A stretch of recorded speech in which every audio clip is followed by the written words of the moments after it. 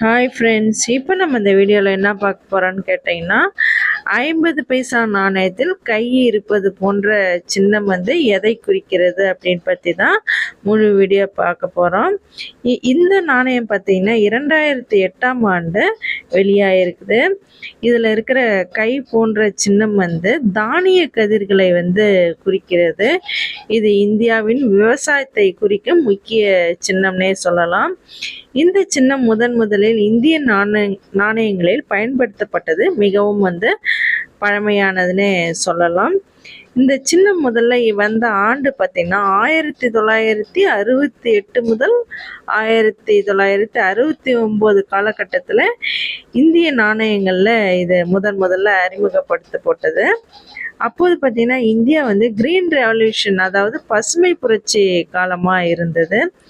அதனால் விவசாய வளர்ச்சியை பிரதிபலிக்கும் விதமாக இந்த சின்னம் கை இருப்பது போன்ற சின்னம் கொண்டு வரப்பட்டது. இந்த சின்னத்துடைய அர்த்தம் என்னன்னு பார்த்தீங்கன்னா, விவசாய வளத்தை குறிக்கிறது. அதாவது அக்ரிகல்ச்சர் குரோத்து. இந்தியாவின் முதன்மை தொழில் விவசாயமாக இருந்தது. அதனால் பார்த்தீங்கன்னா இந்த சின்னத்தை இந்த 50 பைசா நாணயத்தில் இருந்தது. உணவு தன்னிறைவு பற்றுறது அப்படின்னு சொல்லலாம். ஃபுட் அண்டு செல்ஃப் சஃபிஷியன்சியாக இருந்தது. இது கிராமப்புற முன்னேற்றத்துக்காகவும் இதில் விழிப்புணர்வு ஏற்படுத்துறதுக்காக இதில் பொறிக்கப்பட்டு இருக்கிறது. இதோடைய பின்பக்கம் பார்த்தீங்கன்னா, அதாவது அசோகா லைன் கேபிட்டல் இருக்குது. இதில் பார்த்தீங்கன்னா 50 பைசே அப்படின்னு சொல்லிட்டும் எழுதியிருக்குது. இதோடைய உலோகம் பார்த்தீங்கன்னா ஃபெரடெக்ஸ் ஸ்டெயின்லெஸ் ஸ்டீலில் தயாரிக்கப்பட்டது. இது பார்த்தீங்கன்னா குறிப்பாக 2008ஆம் ஆண்டு நாணயம் நம்ம கையில் இருக்குதுன்னே சொல்லலாம். இருபுறமும் பார்த்தீங்கன்னா தானிய கதிர்கள் இருப்பது போன்ற ஒரு தோற்றம் இருக்குது. இது குறிப்பாக 1960களில் இந்தியா உணவுக்காக போராடி கொண்டிருந்த நேரத்தில் இந்த பசுமை புரட்சிக்காக இந்த நாணயம் வெளியிட்டிருக்கிறாங்க. இந்தியாவின் முதன்மை ஆதாரமாக விவசாயம் இருந்ததுனால மக்கள் எப்பயுமே நினைவில் விவசாயத்தின் முக்கியத்துவத்தை இருக்க இந்த சின்னம் பயன்படுத்தப்பட்டதுன்னே சொல்லலாம். 2008 பார்த்தீங்கன்னா 50 பைசா நாணயம் இந்த பாரம்பரியத்தை தொடர்ந்ததுன்னே சொல்லலாம். இப்போ பார்த்தீங்கன்னா இது சர்க்குலேஷனில் ரொம்ப அரிதாக இருக்குன்னே சொல்லலாம். ஒரு சின்ன நாணயத்தில் பார்த்தீங்கன்னா கூட ஒரு நாட்டின் வரலாறு நம்ம பார்க்கலான்னு சொல்லலாம். உழைப்பு, வளர்ச்சி எல்லாம் மறைந்து கிடைக்கிறதுனே சொல்லலாம். இந்த வீடியோ பிடிச்சிருந்தா லைக் பண்ணுங்கள், ஷேர் பண்ணுங்கள், கமெண்ட் பண்ணுங்கள், சப்ஸ்கிரைப் பண்ணுங்கள்.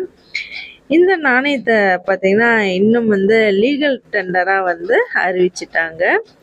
இது ஜூன் 30ஆம் தேதி 2011ஆம் ஆண்டு இது செல்லாது அப்படின்னு சொல்லிட்டு அறிவிச்சிட்டாங்க. ஆனால் பார்த்திங்கன்னா இன்னும் இது தடை செய்யப்பட்ட ஒன்று இன்னும் அதிகாரப்பூர்வமாக அறிவிக்கலை. இருந்தாலும் நம்ம புழக்கத்தில் இருந்து இது வெளியாயிடுச்சுன்னே சொல்லலாம். இதில் இருக்கிற பார்த்திங்கன்னா இந்த 50 பைசா நாணயத்தில் பார்த்திங்கன்னா டாட் இருக்கும். அதாவது இயருக்கு கீழே பார்த்திங்கன்னா இதில் டாட் இருக்கும். எல்லா நாணயங்கள்லையுமே பார்த்திங்கன்னா இதெல்லாம் இருக்கும். அதை நம்ம நல்லா ஜூம் பண்ணி பார்த்திங்கன்னா தெரியும். இதில் டாட் இருக்குது. அது பார்த்திங்கன்னா நொய்டா மின்ட்டில் தயாரிக்கப்பட்டது. இது மாதிரி ஒவ்வொரு நாணயத்துலேயும் பார்த்திங்கன்னா ஒவ்வொரு மின்ட்டு இருக்கும். டாட் இருந்தால் நொய்டா மின்ட்டு, அதாவது ஸ்டார் இருந்ததுன்னா ஹைதராபாத் மின்ட்டு, எந்த மார்க்குமே இல்லாமல் இருந்ததுன்னா அது கொல்கட்டா மின்ட்டு, டைமண்டு சிம்பிள் இருந்ததுன்னா அது மும்பை மின்ட்டுன்னே சொல்லலாம். இது பார்த்திங்கன்னா நமக்கு நிறைய காயின்ஸ் பார்த்திங்கன்னா டாட் இருக்குது. அதனால் பார்த்திங்கன்னா இது நொய்டா மின்ட்டால் தயாரிக்கப்பட்டது அப்படின்னு சொல்லிட்டு சொல்லலாம். இன்னும் இந்த மாதிரி சுவாரஸ்யமான வீடியோக்கள் பற்றி தெரிஞ்சுக்கலாம். என்னுடைய வீடியோவை தொடர்ந்து பாருங்கள். இது மாதிரி டாட் இருந்ததுன்னா அது நொய்டா மின்ட்டால் தயாரிக்கப்பட்டது அப்படின்னு சொல்லிட்டு நம்ம சொல்லலாம். இன்றைக்கு இதனுடைய மதிப்பு பார்த்திங்கன்னா 50 ரூபாய் லெவலில் இருக்குது.